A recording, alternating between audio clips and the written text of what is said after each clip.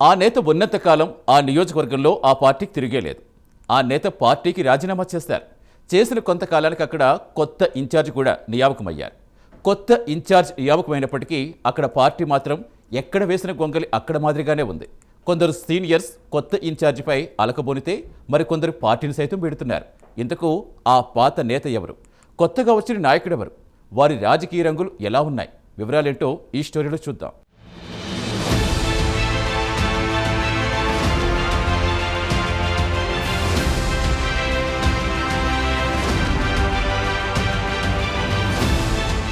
రెండు 2019 నుంచి 2024 వరకు భీమవరం నియోజకవర్గంలో వైసీపీ ఒక వెలుగు వెలిగింది. ఆ సమయంలో పార్టీ ఎమ్మెల్యేగా ఉన్న గ్రంథి శ్రీనివాస్ నేతృత్వంలో పార్టీ బలోపేతమై అయింది.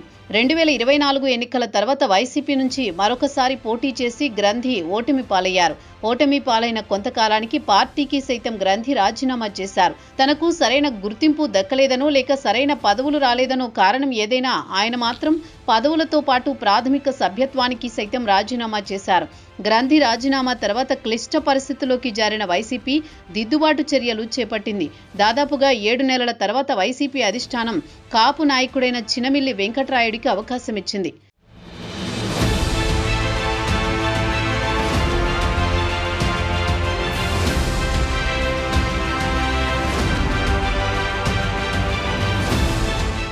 అయితే ముందుగా భీమవరంలో బలమైన సామాజిక వర్గాలకు చెందిన ముఖ్య నేతల పేర్లను పరిశీలించింది వైసీపీ అధిష్టానం.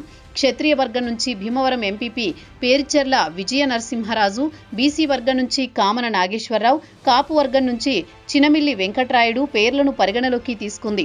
ఇప్పటికే నరసాపురం పార్లమెంటు పరిధిలోని 7 నియోజకవర్గాల్లో నరసాపురం, ఉండి నియోజకవర్గాలు క్షత్రియులకు కేటాయించగా పాలకొల్లు, ఆచంట, బీసీ, తాడేపల్లిగూడెం మాత్రమే కాపులకు కేటాయించారు.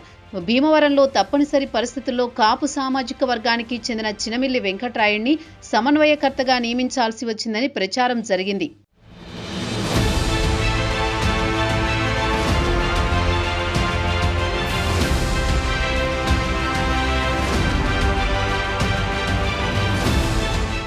ఇక భీమవరం నియోజకవర్గ వైసీపీ ఇన్ఛార్జిగా చినమిల్లి వెంకట్రాయుడు బాధ్యతలు చేపట్టి చాలా కాలం గడుస్తోంది. అయినప్పటికీ నియోజకవర్గంలో పార్టీ ఏమాత్రం ఎదుగుదల లేకుండా పోయింది. కొంతమంది సీనియర్ వైసీపీ నాయకులు సైతం పార్టీని వీడి టీడీపీ, జనసేనల తీర్థం పుచ్చుకుంటున్నారు.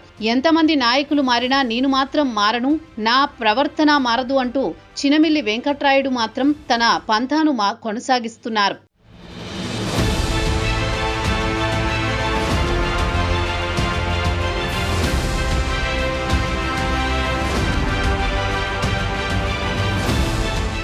అతి తక్కువ సమయంలో పార్టీలోకి వచ్చిన వారికి రాష్ట్ర స్థాయిలో పదవులు ఇచ్చారంటూ వెంకట్రాయుడిపై అలకబూనారు కొందరు వైసీపీలోని సీనియర్ నాయకులు.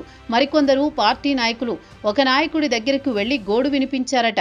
టీడీపీకి నుండి వచ్చిన వారికి రాష్ట్ర స్థాయిలో పదవులు రావడంలో వెంకట్రాయుడు హస్తం ఉందని స్థానిక లీడర్లు ఆరోపిస్తున్నారు.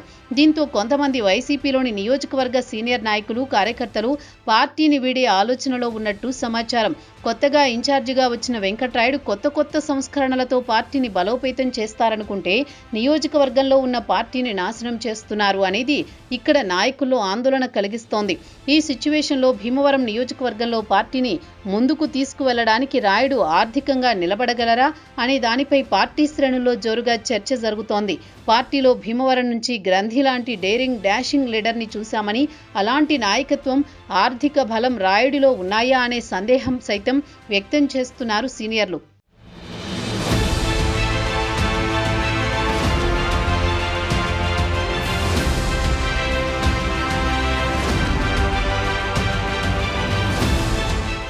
మొదట్లో భీమవరం వైసీపీ కార్యకర్తలు రాయుడొచ్చాడని పాడుతూ ఎంతో ఉత్సాహంగా ఉన్నారు.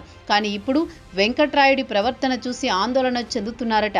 ఇప్పటికైనా ఆయన తన ప్రవర్తన మార్చుకుని పార్టీని బలోపేతం చేసే దిశగా అడుగులు వేస్తారా, లేక ఇదే పందాలు కొనసాగించి భీమవరం నియోజకవర్గంలో వైసీపీని కనుమరుగు చేస్తారా అనేది వేచి చూడాలి.